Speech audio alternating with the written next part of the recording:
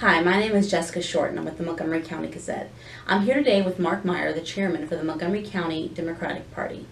For the past few decades, Montgomery County has been known as one of the reddest counties in the state and has had no Democratic candidates in any of the high-ranking offices within Montgomery County government. However, that changed November of 2017 with the election of Carol Stromat to the Woodlands Township Board of Directors.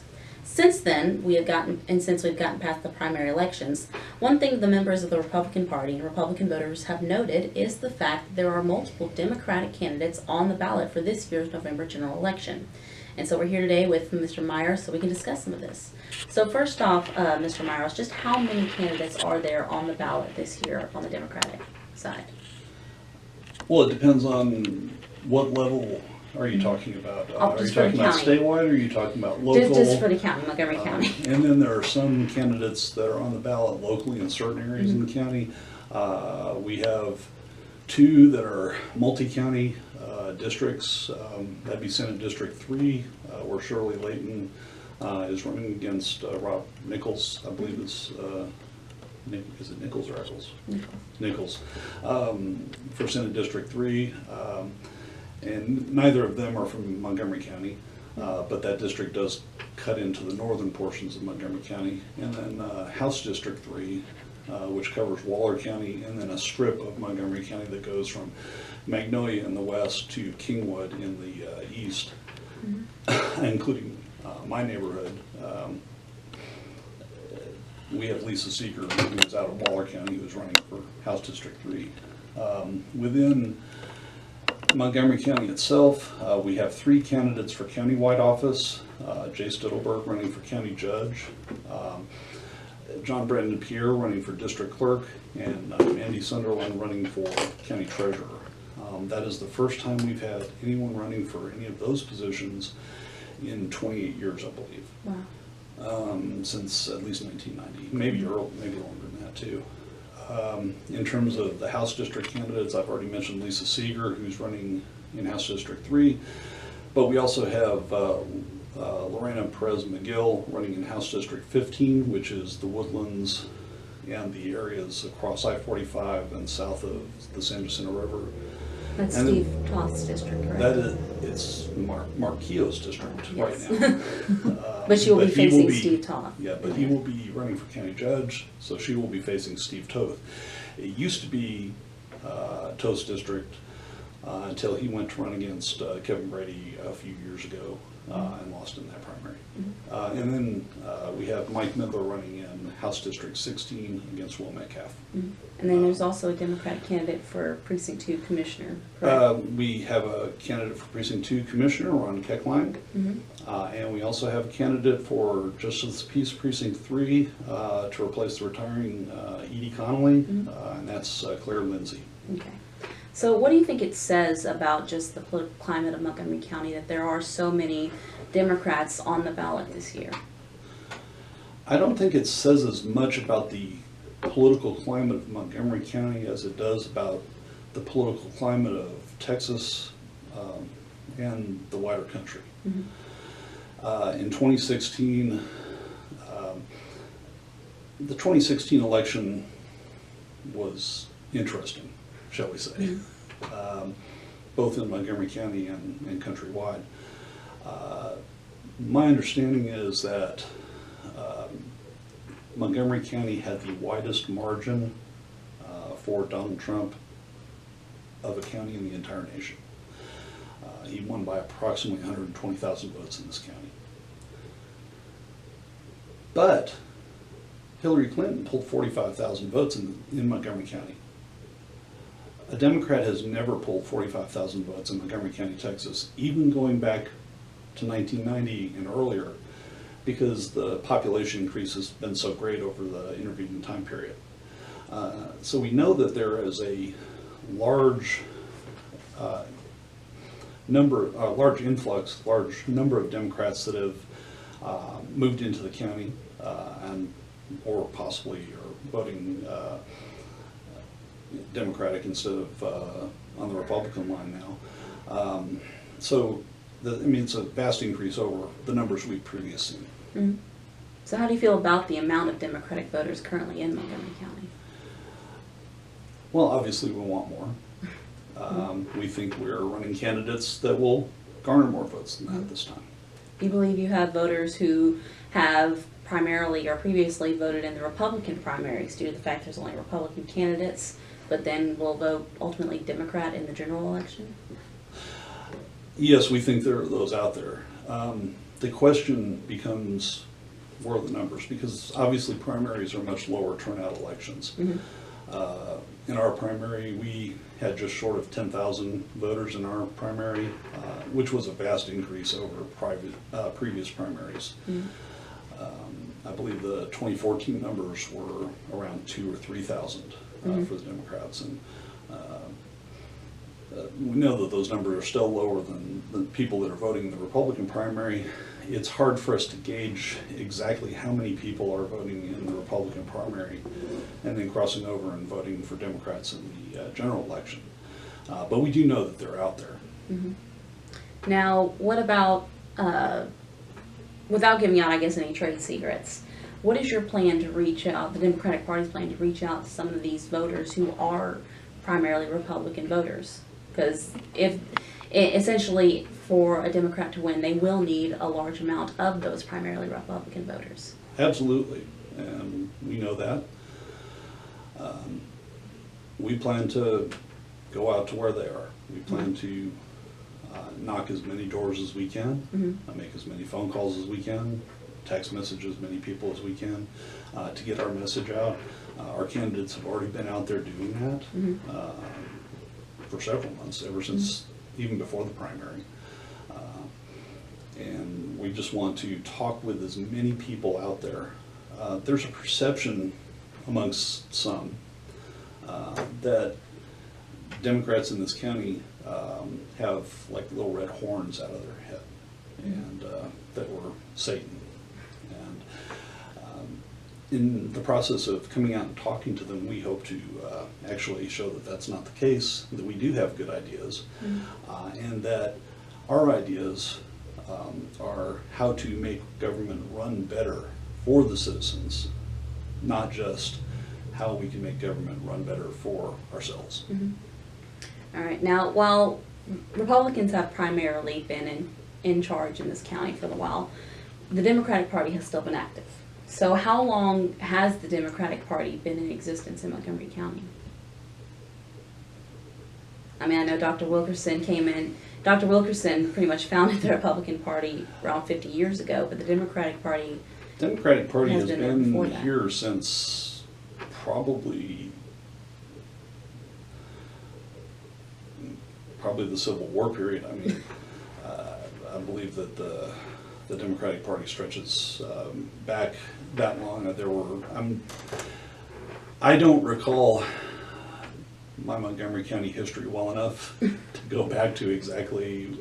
Well, don't give a date, but it's been around for a while, and Montgomery Absolutely. County used to be a Democratic county. Until the mid '80s, and that's when Republicans started winning on a countywide and on a district-wide basis. They may have won some elections prior to that. I believe Dr. Wilkerson said that at some point in time it's in the late 70s when Republicans started winning some races.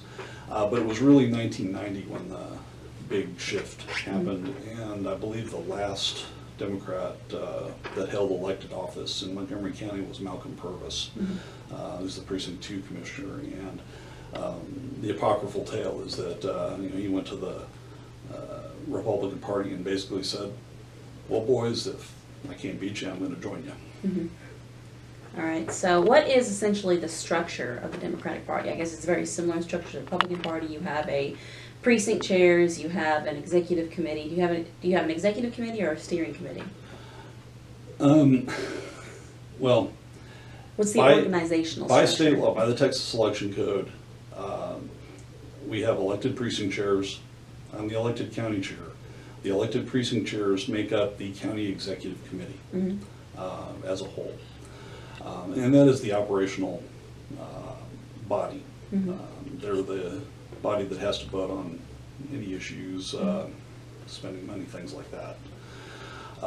We do have a what we call Senior Advisory Committee, Mm-hmm. which is a committee that meets in the interim in between our CEC meetings. We're mandated by the election code to have 4 meetings a year.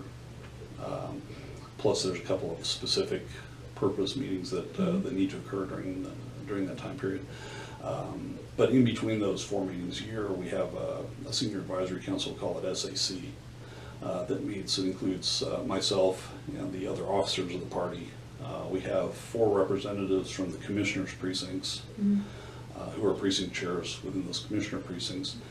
And we have 4 representatives from interest groups. We, to a certain extent, we mirror the Texas Democratic Party's executive committee, state Democratic Executive Committee in that respect. We have an African American representative, a Hispanic representative, a young Democrat representative, and minorities and each. Yeah, and we have a LGBTQ representative, which is currently an empty position we need to fill, but we're working on that. All right, so how many precinct chairs do you have in the Democratic Party? Well, there are 96 voting precincts, so we have the ability to have 96 precinct chairs. At this point in time, we don't have that many. I believe we're in the mid-40s right now. Do you have, I know Dr. Wilkerson also implemented recently the position of area chair. Does the Democratic Party have that? On our Senior Advisory Committee, we have representatives who mirror the commissioners' precincts. So we have a representative on that committee from precincts 1, 2, 3, and 4. We do have a structure that goes lower down, but right now we don't have any additional chairs over those areas. That's something that if we end up getting more precinct chairs closer to the full allotment, we might implement. But at this point in time, we don't have to. Those members of the Senior Advisory Committee are responsible for disseminating information out to the precinct chairs and bringing that information back to us, the officers of the party. So what is the actual duty of a precinct chair? Precinct chairs are generally responsible for all activities of the Democratic Party within their specific precinct, their election precinct, as opposed to commissioners' precincts. It gets confusing at times. They may also be the election judges for that precinct, but in general, they're responsible for organizing Democrats and trying to help us get our Democrats out to vote. So what kind of outreach programs does the Democratic Party have? Like how do you, any fundraising events, any type of I know you have this Final Friday hour, is that what it's called? Where you come together, but what kind of outreach programs does the Democratic Party have to get out to the voters? We do have a variety of things. Final Friday is a long-standing Democratic Party tradition that was brought here. I'm not sure exactly where it started, but it's been carried through in Montgomery County for quite a while, where we have a speaker on the last Friday, usually up at the headquarters, have them speak, and get to answer questions from our members. And then in terms of other things, we have instituted doing a couple of larger fundraisers, one in the spring, one in the fall. We'll do a variety of other events during the year. We've had events at Incredible Pizza, for example, just to try to bring more kids in. We currently have a Democratic Club at Conroe High School, and we are anticipating that we will be able to start Democratic clubs at the Woodlands High School and at Woodlands College Park this fall. We have students who are interested who have approached us about that, and we're working to identify faculty at those schools that can be sponsors. We have we're doing some other outreach activities into African American community and the Hispanic communities to try to get in touch with those voters also. We'll bring in some of our candidates. We've done that before.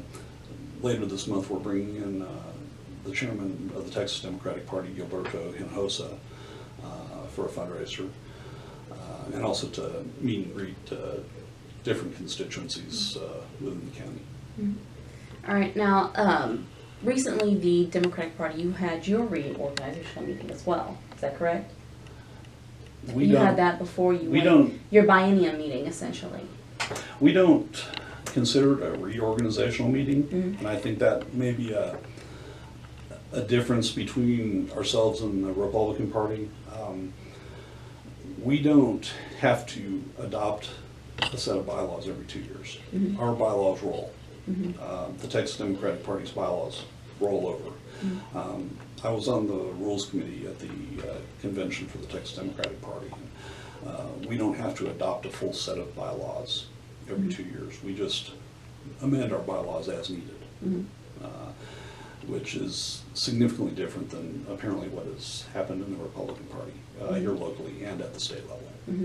So essentially, you can just roll your bylaws forward, and any amendments that need to be made can be made. Now, can amendments be made throughout the year other than at that meeting? Yes, they can. What is the process for making those amendments? We have a 30-day publication period. If someone wants to amend the bylaws, they have to send us their amendment 30 days ahead of time, and we have to publish it out and put it on the agenda of generally of a CEC meeting. That's not something we do at an SAC meeting, so it's only the 4 times a year that we would amend the bylaws. But it is something that can be done on a rolling basis. Now, you said you have your meetings 4 times a year, the executive committee meetings, as well as the SAC meetings that you have as needed, essentially on an as needed basis? Generally, we try to have those on a monthly basis. Okay. And occasionally we have some additional CEC meetings. In fact, our June CEC meeting, which I guess corresponds to the reorganizational meeting that the Republicans had, which is where we swore in the precinct chairs and who were elected in the primary. That was actually a CEC meeting that was interposed in between 2 regular CEC meetings. I mean, how often do you have to have these special CEC meetings? On an as-needed basis. Generally, the June uneven years, when we swear in our new precinct chairs, that's kind of how it's been, where we've interposed one. If something comes up, we do that on an as-needed basis. And I believe the election code has a statutory one in December of odd years, which is required. That, haven't looked at the election code recently to remind myself exactly what that means about, but it has to do with the primaries and certifying the candidates for primaries and pulling. Could you maybe give me an example of a time where you've had to call a special CEC meeting? I haven't had to. So there's not really been. Other than the June meeting to swear people in, I haven't had to pull to call a CEC meeting in between the other ones. And how long have you been the county chairman for the Democratic Party? I was elected in 2016 to replace Bruce Barnes, who had been the chair since 2013, I believe. Another thing that has been talked about a lot recently, especially by members of the Republican Party, is something called Project Lift. What do you know about Project Lift? Could you maybe tell me a little bit about it? Is it being used in Montgomery County? Project Lift is a program from the Texas Democratic Party to try to get more people, more Democrats, especially in the rural and suburban areas, to run for like school boards and city councils and the other nonpartisan races, Woodlands Township, for example. We in Montgomery County have not had a candidate who has been in the Project Lift program. Now, another on that same issue, I guess, with the amount of Democratic candidates in Montgomery County. In my last interview with Dr. Wilkerson, he made the point that he believes there needs to be both a strong Republican and Democratic Party that are equally strong within the county to create a type of competition to achieve bipartisan results and equal representation. Do you believe this? What are your thoughts on that? I've had a similar conversation with Dr. Wilkerson before where he's stated a very similar sentiment. Obviously, I agree that we need to have a strong Democratic Party. That's my job, is to create a strong Democratic Party. If there's a strong Republican Party there, that's fine. In this county, there is one. There has been for the last 30 plus years at least. Competition amongst ideas is a good thing. It does force us to consider our positions and really make the sale to the citizens that we can do the job that they are basically hiring us to do.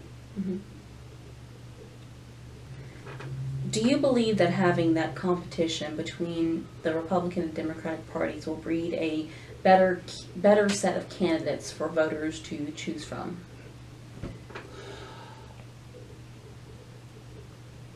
I would like to think so.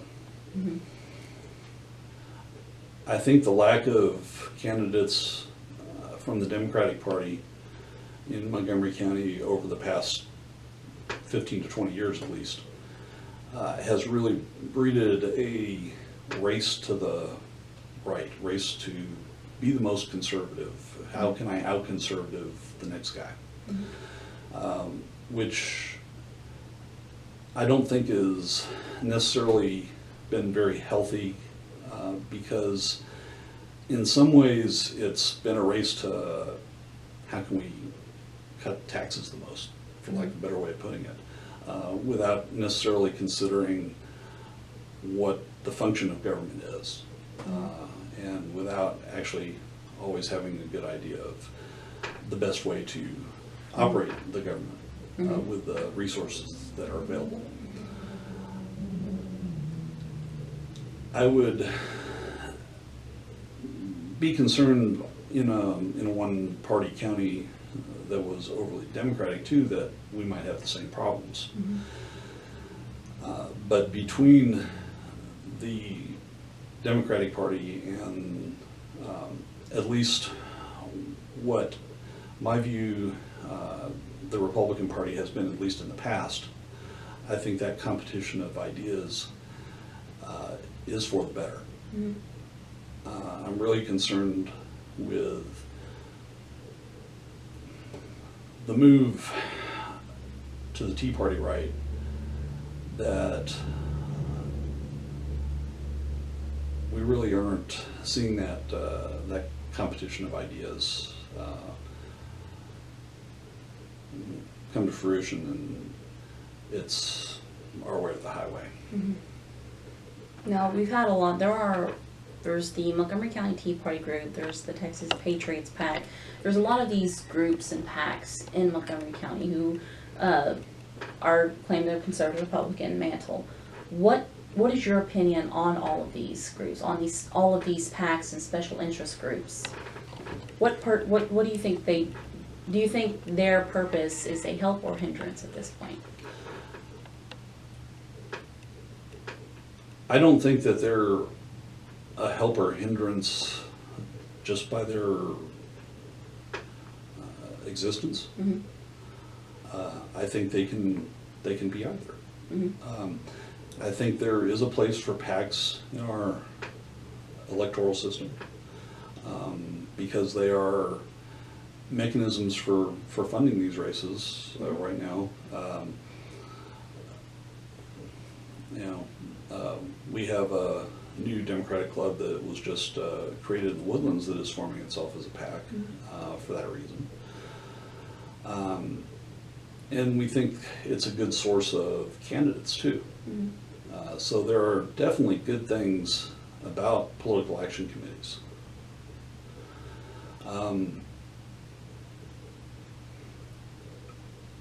What about certain parties like the Montgomery County Tea Party? Do you think it has become something that isn't what it originally set out to be? Well, I don't really know what it was originally set out to be. I'm sure that it had good intentions when it originally set out. I guess I perceive it a little bit that it appears to be trying to take over the Montgomery County Republican Party and supplant the Montgomery County Republican Party. Yeah, I don't really have strong opinions about it one way or the other, honestly. Well, obviously, you're not worried about the Republican Party. But on that same, not in that matter. but in the same way, I guess, essentially, I'm going to ask you, what are your thoughts on the current state of the Republican Party? Now, I guess I'd like to switch gears just a little bit there for a second. It was recently stated that Eric Yallick paid a visit to the Democratic headquarters in Conroe. Yes, he did. I wasn't there, but he's even stated that he was there. Do you have any idea what the visit was about? I have no idea why he decided to visit. I mean, has he ever visited before, or have any other members, such as Reagan Reed or any of them? Not to my knowledge. I did have a meeting with Adrian Heath before he went to prison. That was a couple of years ago, right after I became county chair. That's the only time I remember anyone in that orbit coming in specifically.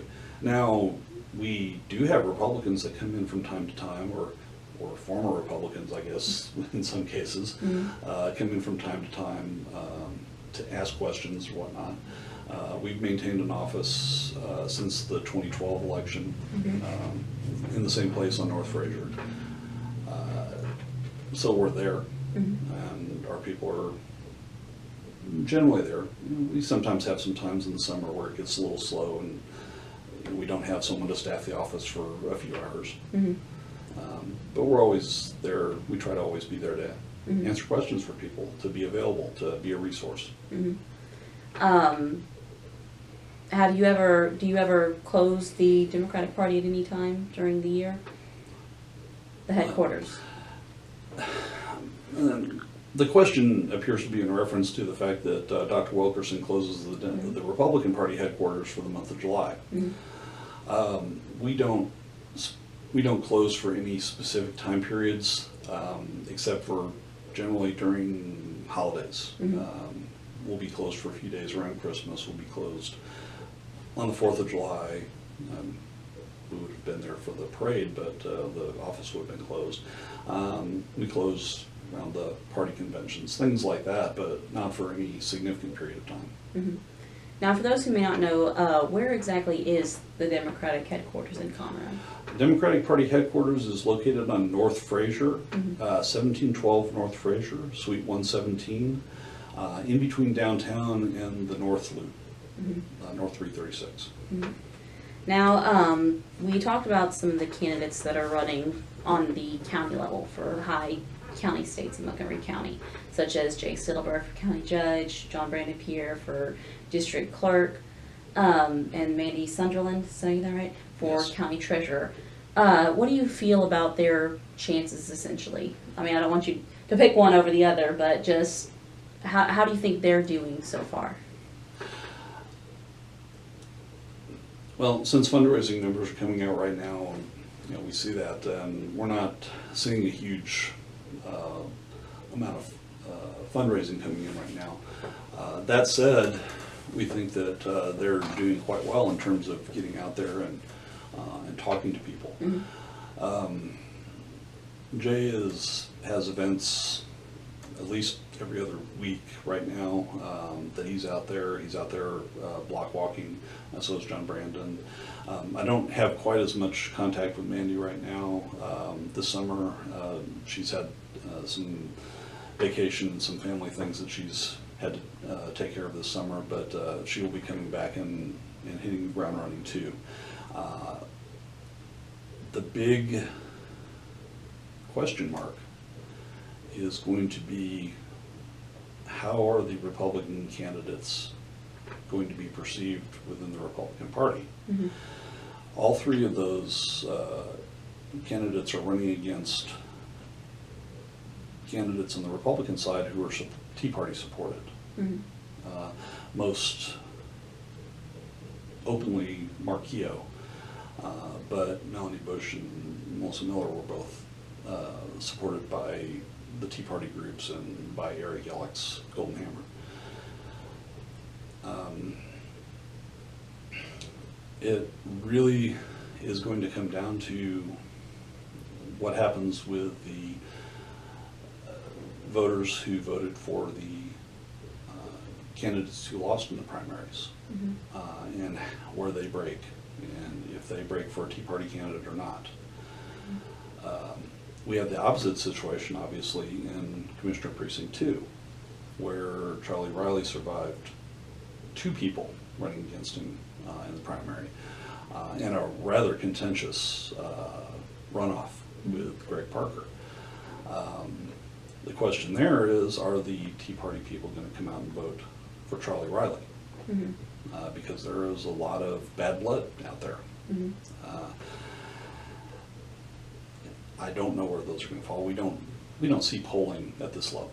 Mm-hmm. So, I don't know where people are going to fall. When would you expect to see some kind of polling, essentially, just for when you would start to see more, I guess, concrete numbers as to this seems more in favor here, not so in favor here? November 6th. That's a good way. That's my perceptions of it. We're probably not going to really see how people fall until actually we get down to the voting booth. Mm-hmm. Because they're, in the past, and this is not just locally or even on state level, you see people who will say they're voting for other people. I mean, we only need to look back to 2016 with the national election for president. All the polling seemed to indicate that Hillary Clinton was going to be elected. And yet now we have Donald Trump as president. Mm-hmm.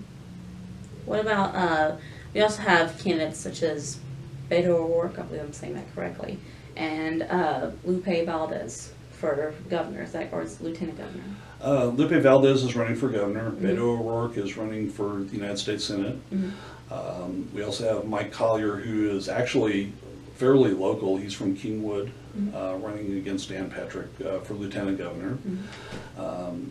Kim Olson, who's running for agriculture commissioner. And we need to get her down here because she's a firebrand speaker. She's a great speaker. Let's see, Miguel, I can never pronounce his last name, Suazo, I think.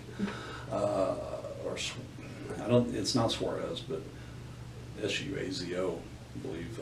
He's running for land commissioner. Mm-hmm. And I can never remember Roman's last name. Who's running for railroad commissioner. Mm-hmm. And Joyce Chalier running for comptroller. Mm-hmm. So we have a full slate at on the big positions at the state level. Mm-hmm. And Justin Nelson running for attorney general. Mm-hmm. There is polling on that, which has been very interesting, actually. I think Because Beto O'Rourke is within 3 points of Cruz. it depends on which poll you look at. The average of the polls that I've seen is he's somewhere between 5 and 7 points behind. Mm-hmm. The most interesting one I've seen, though, is Justin Nelson, Mm-hmm. who he's an attorney out of Houston, works for a large law firm in Houston, is running within 1-2 points of Ken Paxton, Mm-hmm. which, I mean, for obvious reasons, because he's under indictment, Yeah. makes a big difference. Yeah. Lupe Valdez has a little bit bigger hill to climb. Greg Abbott for what are me unfathomable reasons is popular. Mm-hmm. And I have specific reasons to say that. I'm an attorney who does administrative law, and some of his decisions when he was Attorney General are not what I would have liked to have seen. But you know, that's why I can't understand why people are behind him. Notwithstanding the fact that he's a Republican, and he's a Republican too. But you know, I have my issues with him before that. There's a poll that had Mike Collier within 2 points also of Dan Patrick. It's going to be a very interesting season. I think a lot of that, especially in Mike Collier's race, and I think we may see this also in the race between Lorena McGill and Steve Toth, is going to come down to what the teachers do. I know you've heard the group Empower Texas, very strongly pro-voucher group, which there are groups, and there's a group here in Montgomery County, or that was started here in Montgomery County. It's a statewide group now, Texans for Public Education, who are doing the block vote thing. Scott Milder, I think was his name, who ran against Dan Patrick in the primary, they block voted for him. He lost pretty convincingly, but for someone who is essentially a complete unknown in Republican circles, that showed significant power of the teachers in terms of turning out some voters. We think that's going to be a significant issue, and maybe one of the significant issues in the lieutenant governor's race, and it's going to be a significant issue here locally in House District 15. Steve Toth gets a significant amount of his money from Empower Texas. I believe 40 or 50%. He hasn't filed his July number yet, and I'm sure we'll see more money from Empower Texas, but it was 40 or 50% from his December, January filing. Now it seems you're not a big fan of Empower Texans. So what are your thoughts on Empower Texans and how they've become involved in some of the elections? My perception is that they are a heavily pro-voucher, anti-public education group. And I know people will spin that the other way, that they're pro getting education better, pro improving education. But frankly, when we start taking money away from the public schools, it's not going to improve the public schools. And I know that they're not a one-issue organization, but that seems to be their main or major issue. That I know that they have Reagan Reed, for example, as one of their correspondents, and they do address other issues. He's now the vice chair for the Montgomery County. He is now, yes. I figured we'd get to that at some point in time, but yes, he is. And I believe that that is telling their position on vouchers in the public schools that we need people who are going to actually support our public schools and find ways to actually fix the problems that we've been having in this state for 20 years with funding our public schools. And honestly, Mike Collier has a lot of good ideas out there, and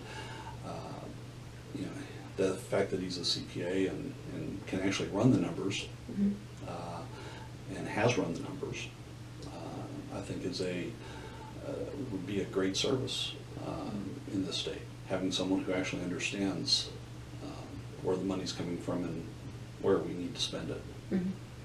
So so it seems that there's a lot of, at least for Democrats, positive feedback and numbers on some of these candidates who are at the state level and federal level, such as in the governors and the senator races. And then you won't really know, you're saying that it's really not able to tell in Montgomery County on the county level which side voters will go for. Well, it's a lot harder to tell, yes, because we don't have polling. We just kind of have the sentiment of people we talk to. Mm-hmm. There are a lot of positives that we've seen in that. I'm getting a lot of reports back from the candidates where they are being well received in places that you might not expect them to be as well received. And people who are openly talking about voting, especially for Jay Stillberg. He seems to be the real lightning rod that is garnering a lot of support, and I hope that carries over to some of our other candidates who also have good ideas like he does. Now, going on the theme of ideas, you said earlier that you already have a young Democratic Party for like the high school party in Conroe ISD. Yes. And then you're going to be getting one in the Woodlands high schools as well? Yes. So what do you hope to achieve by getting those younger children? I know that there are several high school Republican groups.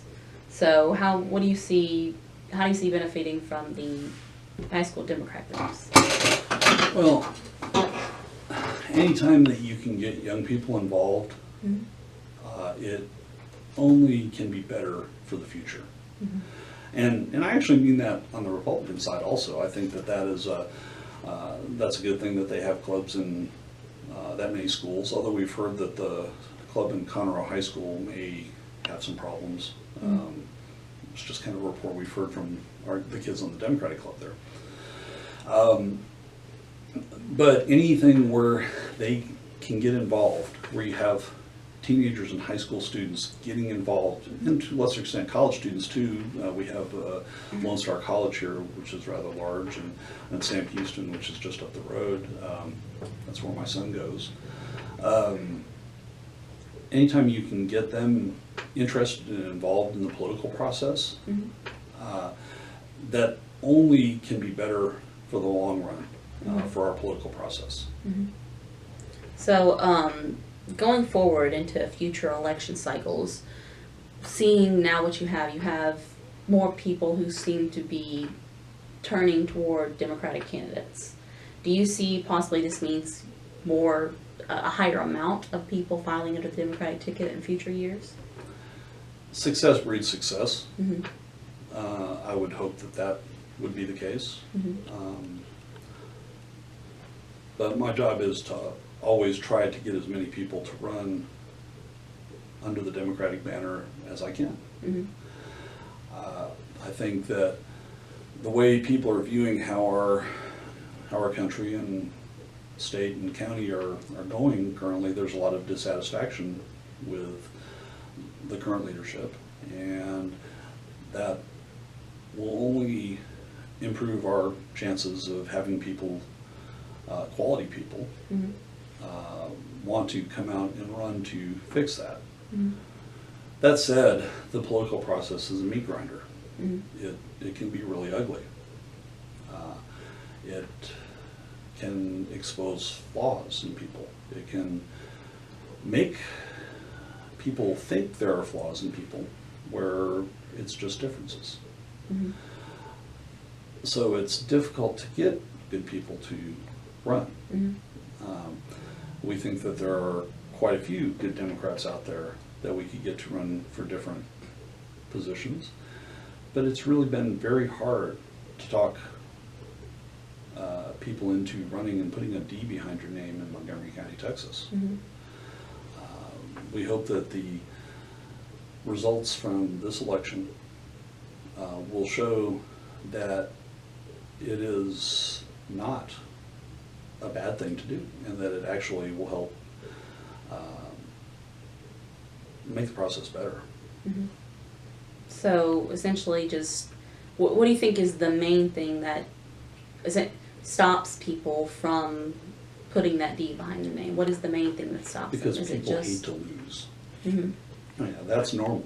People just hate to lose. And it's been very difficult when you see people getting 15, 20%. I mean, and we're talking quality people. Michael Hales, who ran for House District 16 back in 2014, got 14 or 15% against Will Metcalf. Mr. Hales is a good guy and a great candidate, a minister, and runs a excellent charitable program, Coat of Many Colors, I believe it's called. But yet he got less than 20% of the vote in House District 16. You know, it's just hard to get people to run when you end up running against something like that. Do you feel that some of the banter and rhetoric put out by, I mean, it's no secret that the Republican Party doesn't want Democratic candidates in office, but do you think they have made it's been especially difficult with such a strong Republican Party for them to do that, because it feels, well, they're Republicans, they win, so why should we even try? Exactly. That's exactly the feeling, is that it seems hopeless in some ways, because it's been so much of a Republican county for so long. I think that there are probably more people out there who would identify as Democrats if they believed that there was any positive aspects to it, and I think we may see that in these election results this year. But there are still a significant number of us out here. Like I said, Hillary Clinton got 45,000 votes in Montgomery County, Texas in 2016. That may not sound like a huge number when you put it as a percentage. I think it was 23.8 or something like that. But like I said, that's more Democrats than have ever voted in Montgomery County, Texas, ever. We know there are more out there. So how do you plan to get out to those voters? We plan to get out and knock on as many doors, call as many people as we can, and just talk to them about what the issues are. All right. Well, thank you very much, Mr. Meyer. It has been a pleasure talking to you. Is there anything particular you would like to add on, or? That we just want everyone who's eligible to register to vote, and everyone who is registered to vote, come out to vote. Definitely. You don't get that voter registration card just to stick in your wallet, do you? And unfortunately, the way the state of Texas has set it up is that there's no automatic way that you get registered to vote. You actually have to go do something to register to vote. And we want everyone who is eligible to do that. And we're going to be having some programs. We have a very robust voter deputy registrar program, and we'll be doing several different programs this fall to get out and register as many people as we can get registered. All right. Well, thank you very much. It's been a pleasure talking to you. Thank you. And best of luck in the general election. Thank you. Thank you very much.